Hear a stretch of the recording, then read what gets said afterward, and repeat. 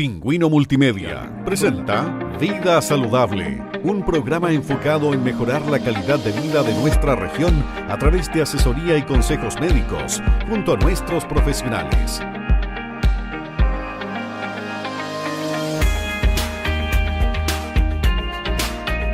Conduce Cristian González.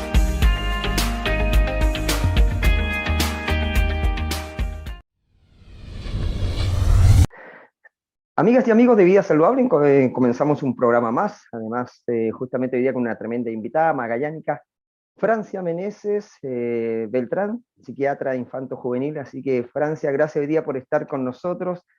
En este programa, que lo decimos siempre, lo construimos para la comunidad, hablamos de todos los temas, buscamos las soluciones y definitivamente es lo que en estos espacios y en estos momentos queremos también llevar y entregar a la comunidad en lo que significa cada una de las enfermedades, cada uno de los temas, y siempre con una solución, siempre buscando justamente esa solución que la entregan ustedes desde la parte profesional. Así que gracias hoy día, Francia, por estar con nosotros.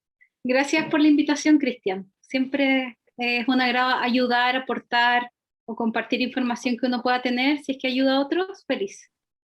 Qué bueno. Francia, usted está hoy día en la capital magallánica de las nuestras. ¿Cómo ha vivido esta pandemia? Nacida y criada. En general bien, pandemia bien, con harto trabajo, como yo creo que ya has conocido que los efectos que he tenido en la pandemia en salud mental, sobre todo en niños y adolescentes, que es lo que me corresponde, que es mi especialidad, pero en general bien. ¿Cuánto tiempo llevas en la capital, Francia? Yo me formé, salí de la universidad en 2005, fui general de zona en el hospital de Mulchen por 3 años y estoy aquí desde el 2009 más o menos en Santiago. Sí, y me quedé. Te tenemos fuera de la región hace bastante tiempo. Sí, sí. Pero siempre con el bichito, con las ganas de volver de alguna manera. Alguna vez tuve la intención real, pero finalmente los planes personales y profesionales no se conjugaron, claro, y ya me quedé acá. Y vimos una forma, la pandemia dio nuevas oportunidades, sobre todo en el área de salud mental, donde es súper posible poder atender a gente a distancia. Y ahí se me abrió, como que apareció la oportunidad de considerar hacerlo más formal y aportar un poco a la salud mental de la región. Aparte estoy vinculada porque ya está mi familia, entonces constantemente estoy vinculada a la región, a Punta Arenas sobre todo. Por supuesto, acá está la familia, es parte del equipo de IMED, así que la gran contratación de la temporada. La reciente incorporación, sí. La reciente incorporación, el reciente refuerzo para la temporada 2021. Es importante porque justamente IMED, auspiciador oficial de nuestro programa, y obviamente también involucra una gran red, un gran equipo de profesionales que además la mayoría son todos magallánicos, así que ese es un gran plus que tenemos y que lo conversamos siempre, que justamente nuestros profesionales, como el caso de usted, que obviamente hay que ir afuera a estudiar, a sacarse el título, pero después queremos también tenerlos en casa para que vayamos mejorando. Yo creo que hemos mejorado bastante en Magallanes estos últimos años la salud en relación a lo que eran antes, las etapas de 30 años atrás, y eso también ha significado que ha habido un crecimiento justamente con nuestros profesionales magallánicos. Sí, pues absolutamente, y cada vez hay más especialización, como cosas más específicas y claramente mejoran la calidad de vida en la región. Así que claro sí. Que sí. Francia, cuando hablamos de la psiquiatría infantil, ¿a qué nos referimos? La psiquiatría infantil es la especialidad médica dedicada a evaluar y poder a mejorar el bienestar de niños y adolescentes cuando hay situaciones emocionales o condiciones de salud emocional que los afectan y que les empieza a perjudicar el día a día, en que hay detrimento o consecuencias para el día a día. Y ahí va desde alteraciones en los ritmos biológicos, en el dormir, en el comer, en la capacidad cognitiva, en la concentración, o quizás momentos en que hay montos intensos emocionales que hacen sentir muy mal a los niños y adolescentes, como crisis de angustia, de pánico, episodios depresivos. Entonces, cuando están muy afectados, como la intensidad de estos síntomas es intensa y permanente en el tiempo, se hace necesario que sea evaluado por un profesional de salud mental, por psiquiatra infanto-juvenil, para definir como las intervenciones a seguir o el tratamiento que deben seguir. Hoy más que nunca, con esta pandemia que ya estamos a un año de su inicio, me imagino que han aumentado los casos, dentro de todas las alternativas. Hoy día los niños están en casa. Bueno, si bien en los últimos meses, o en marzo, en abril, ya hasta perdí la cuenta cuando comenzaron las clases presenciales, pero pasaron casi un año encerrados, todo se vuelve más complicado, el estudiar en casa no es la misma calidad, no es la misma comodidad. Hablo de ello porque después podemos hablar también del teletrabajo de adultos, que también ese es otro tema, pero ya que estamos abocados a la parte infantil, justamente pues, se producen, no sé si es la palabra correcta, pero esos trastornos de horarios, además que se duermen tarde, tienen que despertarse temprano para clase, no duermen bien, es un tema complicado. Sí, absolutamente. O sea, yo creo que contexto de pandemia nos sorprendió a todos, era algo que yo creo que uno conocía como de historia y nunca consideramos que íbamos a vivir y cómo se iba a vivir. Y yo creo que como al inicio siempre habían hartas incertezas, incertidumbres de cómo proceder, de cuál es el potencial riesgo, de cómo cuidarse, qué era efectivo, todo eso generaba mucha incertidumbre, y la incertidumbre y estrés que generaba como el desconocimiento y el temor, fue la fuente como la fuente que empezó a generar muchos problemas de salud mental, en relación a los adultos y también a los niños, porque hay que considerar que el estrés es un estado de alerta sistémico del cuerpo, y eso es sostenido por hormonas sistémicas que van dando vueltas, que se liberan cada cierto tiempo y que mantienen al cuerpo en estado de alerta, así como que si estuvieran todo el rato amenazados. Y el cuerpo se mantiene de manera hiperalerta, empiezan síntomas físicos, y eso va produciendo desgaste, cansancio, afección emocional, sobre todo síntomas ansiosos, y desde ahí vienen las manifestaciones de los niños, cada uno, de acuerdo a su temperamento y su estilo, se manifiestan de manera distinta. Y además, en este contexto, hubo muchos cambios en las estructuras, en que tanto adultos como niños tuvimos que adaptarnos a una nueva forma de trabajo, a una nueva estructura, y lo que tú dices es súper cierto. Lo que me ha tocado como escuchar harto es que una de las grandes dificultades, dentro de varias, es como la capacidad de reorganizar el trabajo en la casa. Porque en el colegio hay una estructura, hay un espacio físico que está súper definido, en que el espacio físico te mentaliza a trabajar en lo que tienes que trabajar o hacer. Tenías horarios, descansos, profesores que te iban guiando, que estaban atrayendo tu atención, ya sea como con el volumen de la voz, subiendo, bajando la voz, mostrando algo, caminando por la sala, como llamando el contacto visual, y todo eso no está en las clases online. Y además pierden esta estructura que tenían antes. Y todo eso tienen que implementarlo ahora ellos en sus casas. Hay algunos papás que pueden ayudar, pero no es siempre posible estar ahí todo el rato. Entonces, yo creo que de lo académico eso ha sido una de las complicaciones, una de las cosas más difíciles que en general han tenido que adaptarse. Y esa es la parte escolar. Y también adaptarse a estar en la casa por periodos más largos, en una convivencia familiar más estrecha. Eso te iba a preguntar justamente. Todos acá en espacio revuelto necesitan un poco...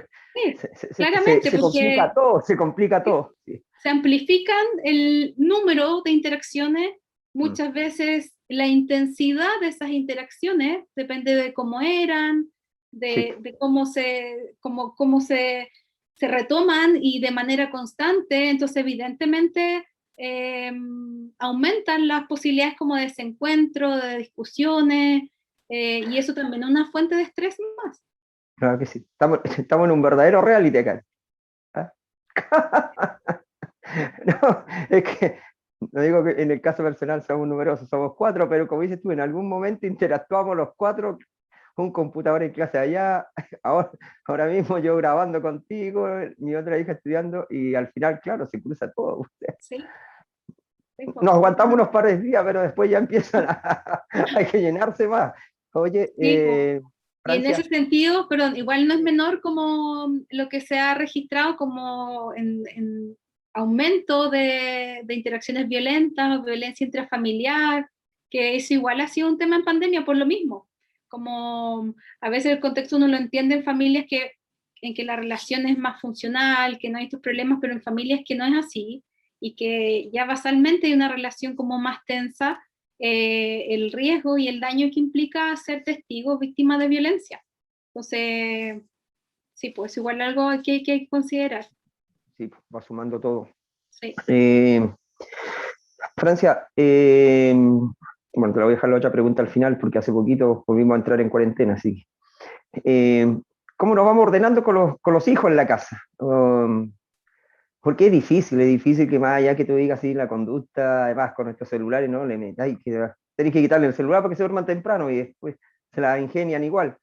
Pero el hecho de estar en casa, también pasamos, porque al final es así, si no el celular en computador, pero pasamos todo el día con el teletrabajo, los chicos estudiando. Hay un desgaste también, hay un desgaste en todo, incluso en Sí, lo visual. sí, absolutamente.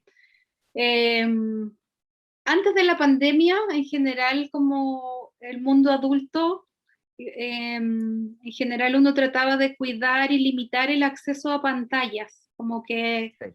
pero ahora en pandemia igual había una flexibilización porque ha sido la forma de sociabilizar que han tenido los niños. Mm. Entonces, en ese sentido, quizás estamos menos restrictivos y como que permitimos como más las pantallas. Mm. Pero bueno, las decisiones y las actividades o las decisiones en relación a las actividades van cambiando de acuerdo a lo que va pasando, pues quizás después, cuando volvamos a la normalidad, no sé qué tan fácil va a ser como volver a ser más cuidadoso con el uso de pantalla de los niños o con menos Así es. horarios disponibles. ¿Cómo vamos a ir midiendo esa parte? Vamos a tener que desinstalar el Zoom, Partiendo por eso. pero van a aparecer más, van a aparecer otras más. Francia, en el caso de los magallánicos entramos en cuarentena y ha sido, partimos, ¿no es cierto?, complicado, recuperamos, llegamos un poquito arriba, tuvimos una ilusión, volvimos a caer al 2 y ahora definitivamente al 1. Esos altibajos también nos va desgastando a todos, o sea, los adultos, imagínate a los niños, a los jóvenes que también estamos hablando en esto. Sí, ¿Cómo nos vamos llenando definitivamente aquí de paciencia? Porque esto es así. sí, sí. Y no depende o sea, sí, igual depende de cada uno hacer lo que tiene que Sí, hacer obvio para que sí, cuidarse pues, y Antonio. evitar como los contagios, pero claramente las fases y las definiciones de fase vienen desde las autoridades. Y, y es difícil Pronosticar como y todo ir, eso. sí, pues ir cambiando, volver a adaptarse, que se readaptan los horarios, las actividades. No va a ser fácil porque no es un estado normal, no es un estado que hemos estado acostumbrados a vivir. ¿Me puede pasar la cuenta, no sé, el tema a los chicos, ya que lo llevamos en el área escolar, infantil, juvenil? ¿Qué podría pasarle a futuro? ¿Podrían quedar con puede producirse algún tipo de enfermedad, algo psicológico? ¿Ese estrés que hablamos nosotros? Sí, mira, en general lo que se describe, lo que me ha tocado ver, un aumento de los trastornos ansiosos en Eso relación a también. la situación de pandemia. Y el hecho de que una persona tenga un episodio, un trastorno ansioso en la vida, no necesariamente significa que va a seguir teniéndolos en la vida o va a ser algo permanente. Siempre hay que Claro. considerar lo que es un momento de la vida, un episodio, que depende, depende de la intensidad, depende también del tratamiento que se elige o se intenciona, y que el objetivo de las intervenciones es que sea así, un episodio, con inicio y con fin, y que no se eternicen y que no se cronifiquen. Pero igual también se sabe que cuando hay un individuo, alguna persona que presenta un episodio ansioso, puede ser que a lo largo de la vida pueda presentarlo de nuevo. O sea, es decir, Perfecto. no nos condiciona, no predice que toda la vida esto nos va a acompañar, pero sí habla de las susceptibilidades que tiene cada persona, que ante momentos de estrés puede presentar sintomatología ansiosa y a veces puede ser una intensidad significativa que requiere un apoyo farmacológico, por ejemplo. Usted es magallánica y sabe que aquí en año normal somos buenos para comer. Ahora, esas ansias también bueno, no le echamos la culpa a los niños, jóvenes y adultos, ese encierro, esas ansias de comer también aparecen. Sí, sí, absolutamente. El aumento de la ingesta alimentaria pudiera ser, hay muchas causas para eso, pero también uno pudiera entenderla en el contexto de pandemia como un aumento de la ansiedad general. También puede ser. También como un aumento de la inactividad, o también un aumento de quizás como periodos más libres en que uno se ocupa haciendo alguna actividad. O sea, hay varios factores, pero claramente como se ha tematizado esto del aumento de la ingesta alimentaria, el aumento de peso. Sí, creo que es importante estar consciente de eso y tratar de cuidarse, quizás no restringiéndose la comida, pero intentar hacer algo de actividad física, mantenerse activo, que por eso ahí igual se podría ayuda, contrarrestar. sí, pues igual ayuda en la salud mental.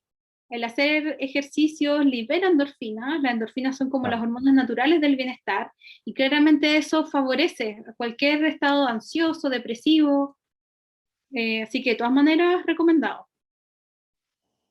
Y ojo que dije en adultos, solo comer.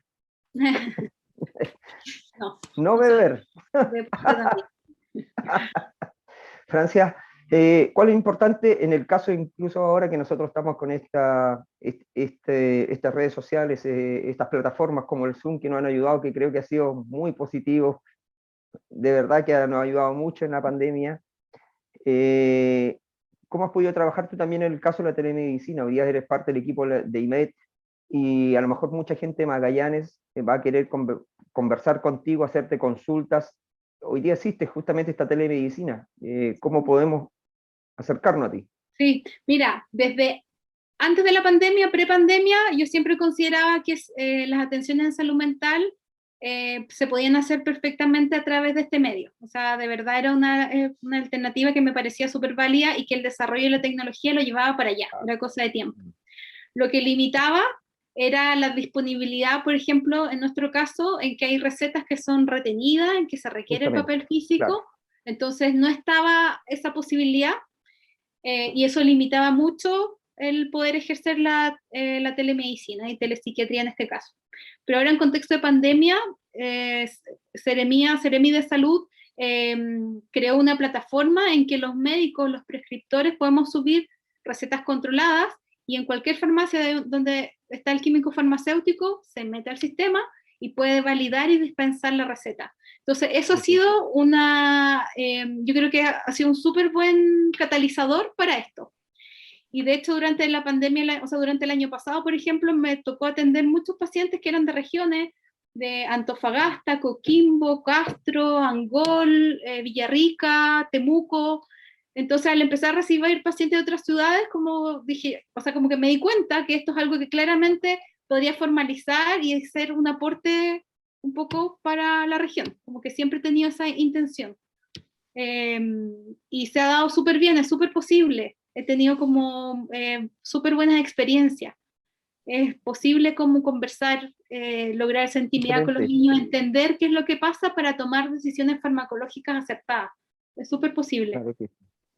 Si tuviera que ir, y un poquito para ir cerrando ya este cuadro, los consejos tuyos son muy importantes y estamos llegando a toda la comunidad de Magallanes.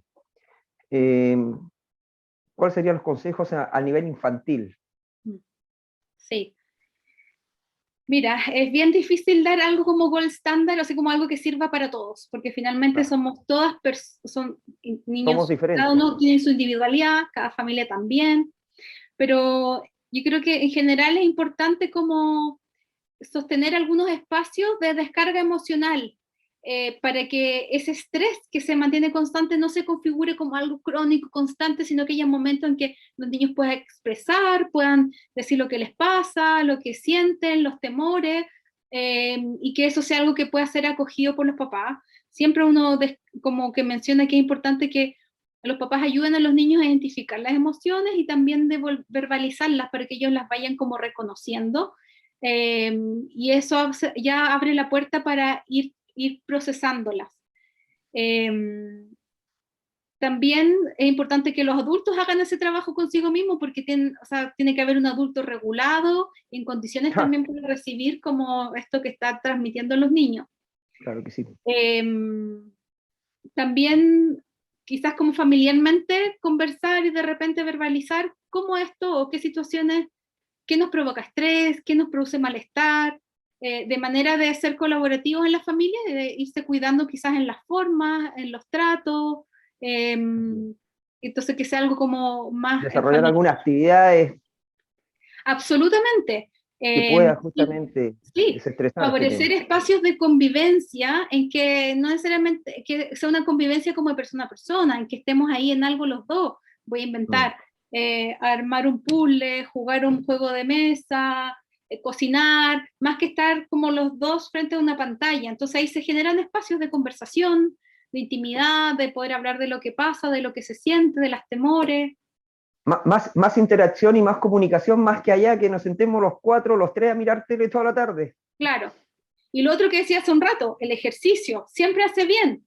Moverse, activarse y después como regular y bajar el ritmo y tener conciencia de eso a nivel corporal.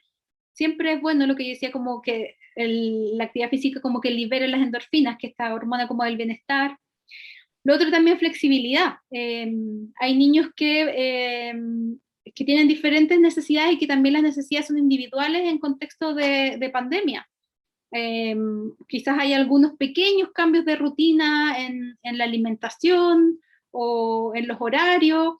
En general siempre se habla que es bueno mantener estructura con los niños, rutinas, pero igual ir sensible si es que hay algún niño que tenga alguna particularidad y ceder en ciertas cositas o llegar a intermedios.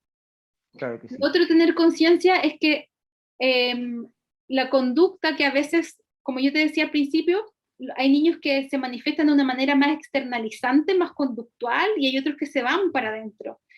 Y que tener conciencia que siempre la conducta refleja alguna necesidad del niño, algo pasa. Y no es por voluntad, por entre comillas maldad, sino que hay que detenerse y darle una vuelta y tratar de reflexionar de qué será, qué estará pasando en su mundo interno, en sus emociones, y ofrecer esos espacios.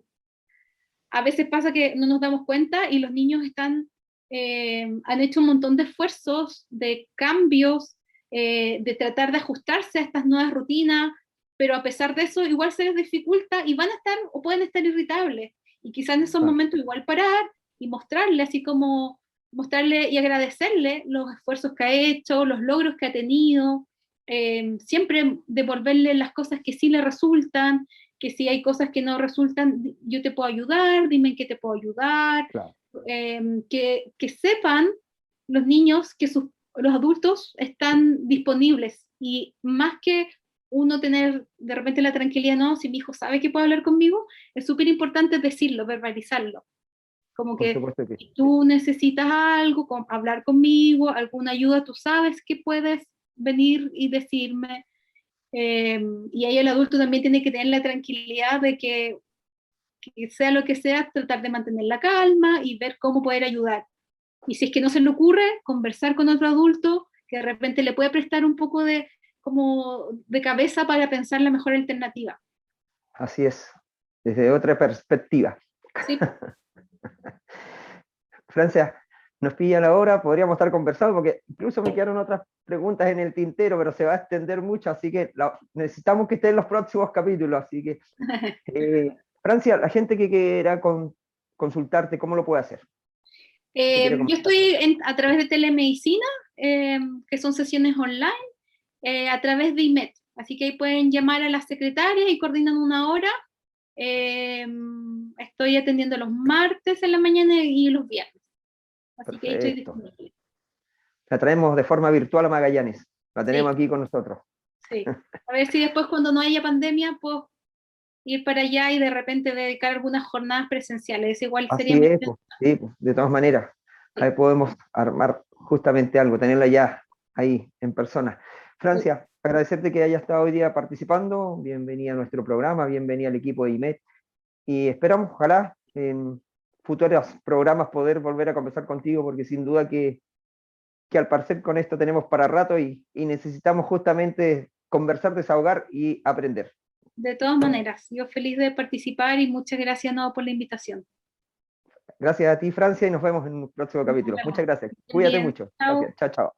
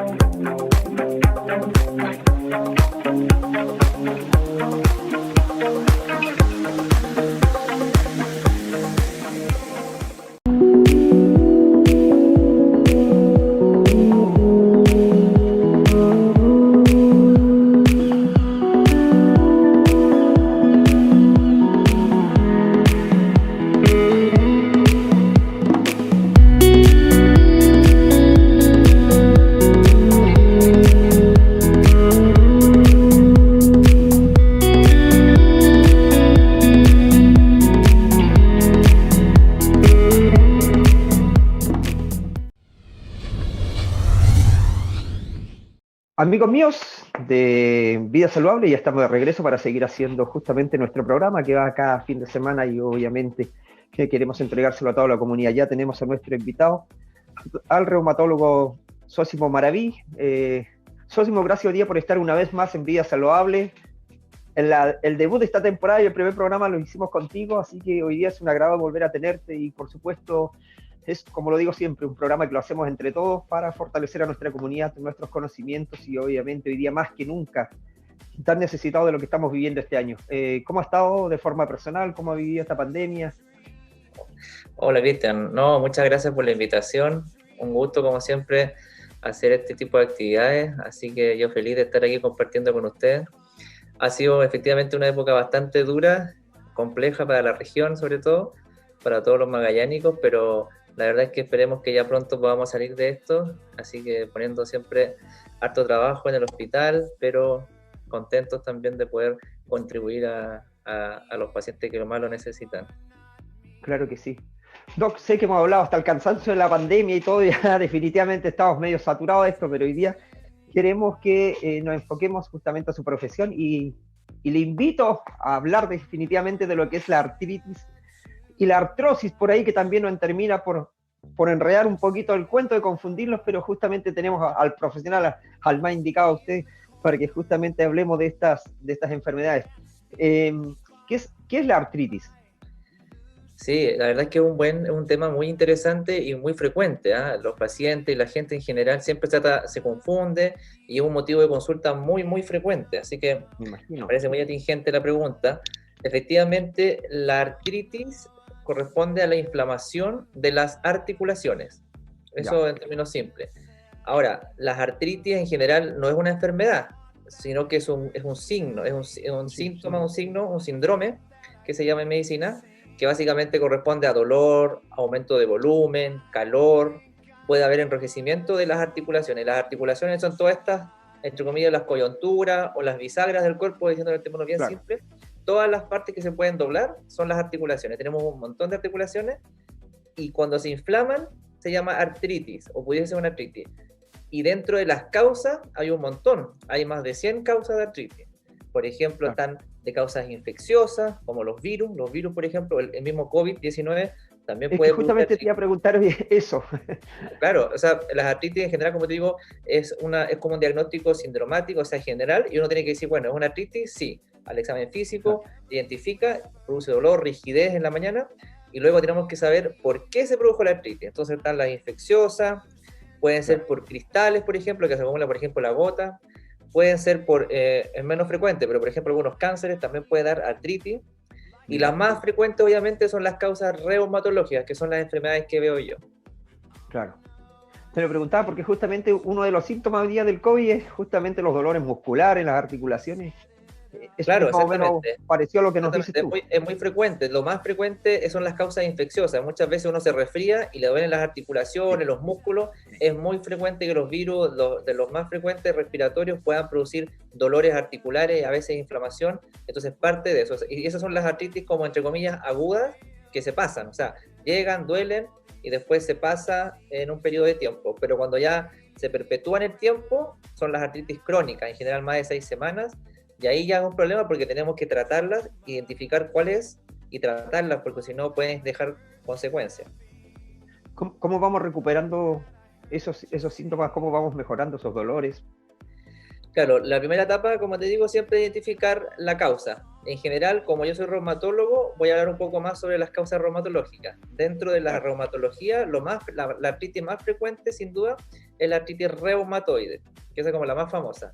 Y esa, en general, se trata con, bueno, siempre es cambio de estilo de vida, ¿cierto? Bajar de peso, no fumar, que esa es una de las causas, de hecho, que gatilla la artritis, y con un tratamiento farmacológico. Lo primero, obviamente, es hacer un diagnóstico correcto. Si usted tiene, por ejemplo, le duelen las manos en la mañana, sobre todo, amanecen rígidas las manos, sobre todo aquí, en la parte donde uno hace el puño, es como la parte más sospechosa, las muñecas, los codos, los dedos de la mano que se hinchen, que le cueste abrir botellas, por ejemplo, todos son signos de alarma, ojo, puede haber una artritis, y si lleva más de 6 semanas, puede ser una artritis crónica, y dentro de las más frecuentes, en mi ámbito, puede ser una artritis reumatoide, sobre todo si tiene entre 30 y 50 años, si tiene un familiar con artritis reumatoide, con mayor razón, es un poquito más frecuente en mujeres, 3:1, así que si es mujer, con mayor razón, y ahí obviamente lo primero que hay que hacer es consultar a idealmente a un reumatólogo si es posible, o a un médico general para que lo derive, hay que hacer un examen físico,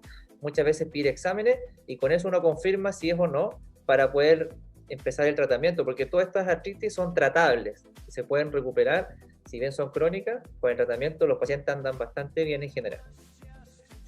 ¿El foco más casual o el más permanente es siempre en las manos?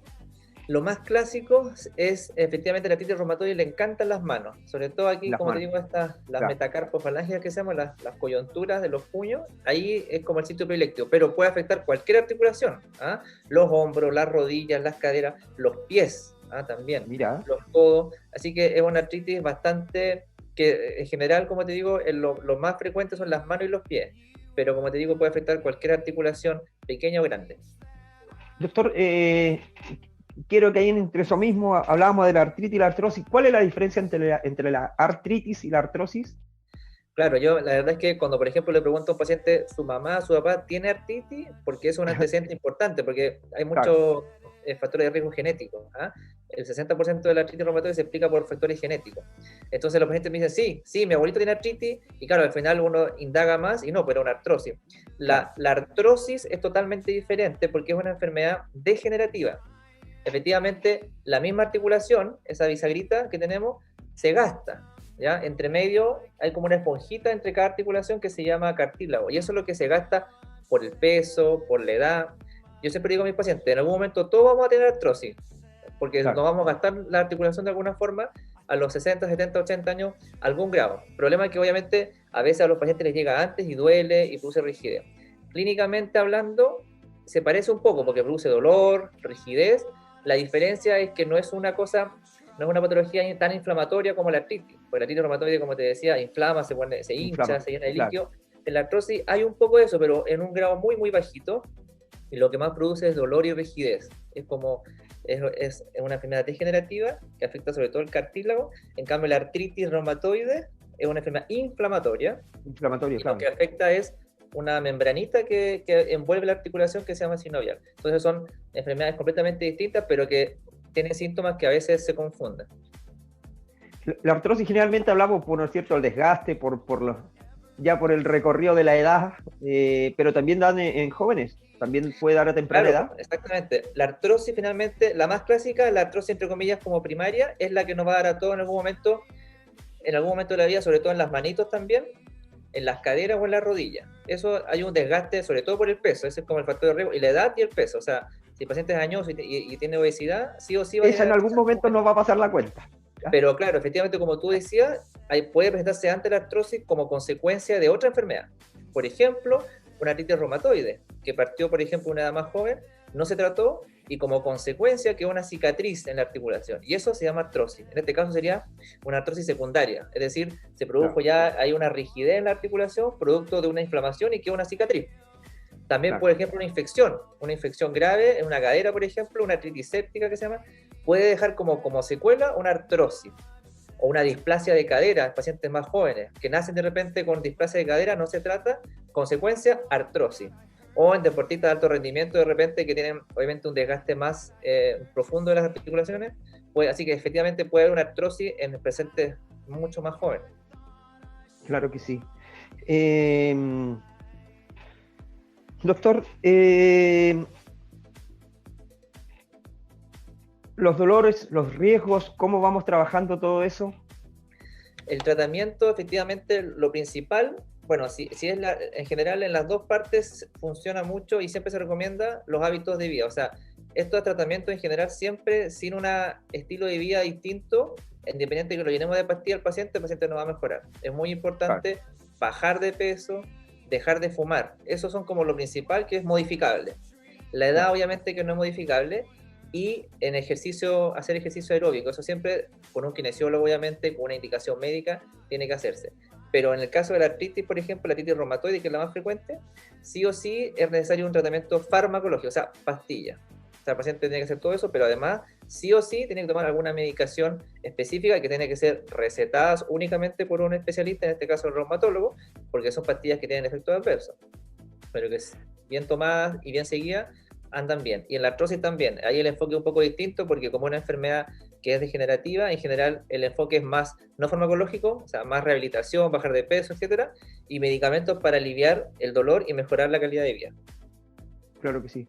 Doctor, los magallánicos sufrimos mucho de estos. ¿El clima también nos pasa la cuenta? Sí, mira, en estricto rigor, el 60% del mundo a los 60 años, por imágenes, van a tener artrosis.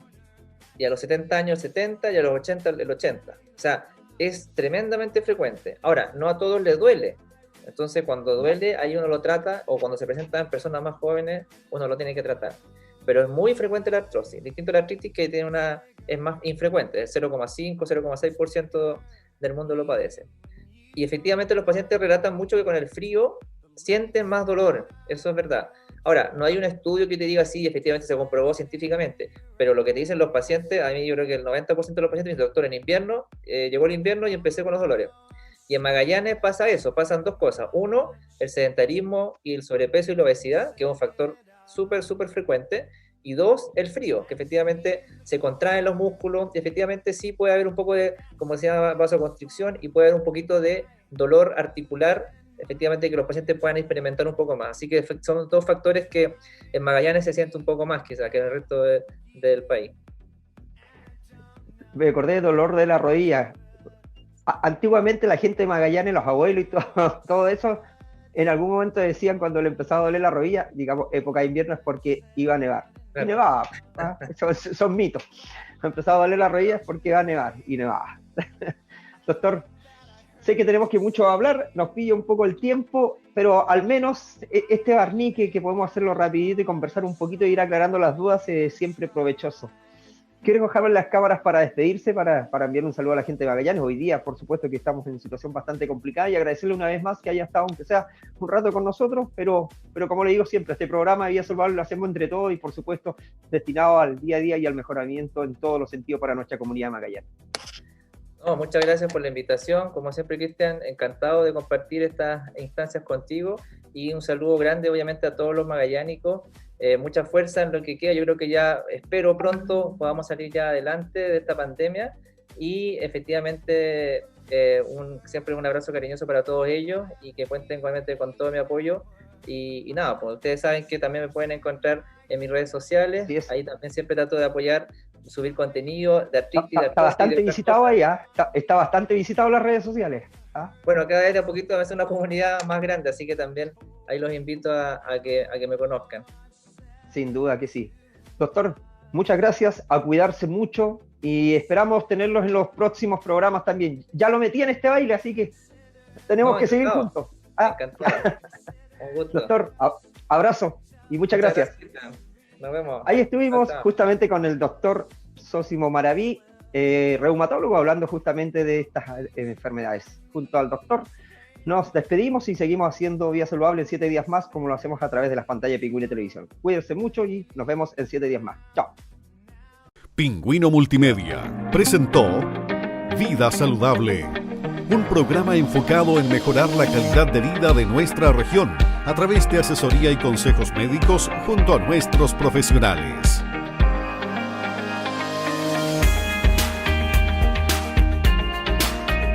Conduce Cristian González.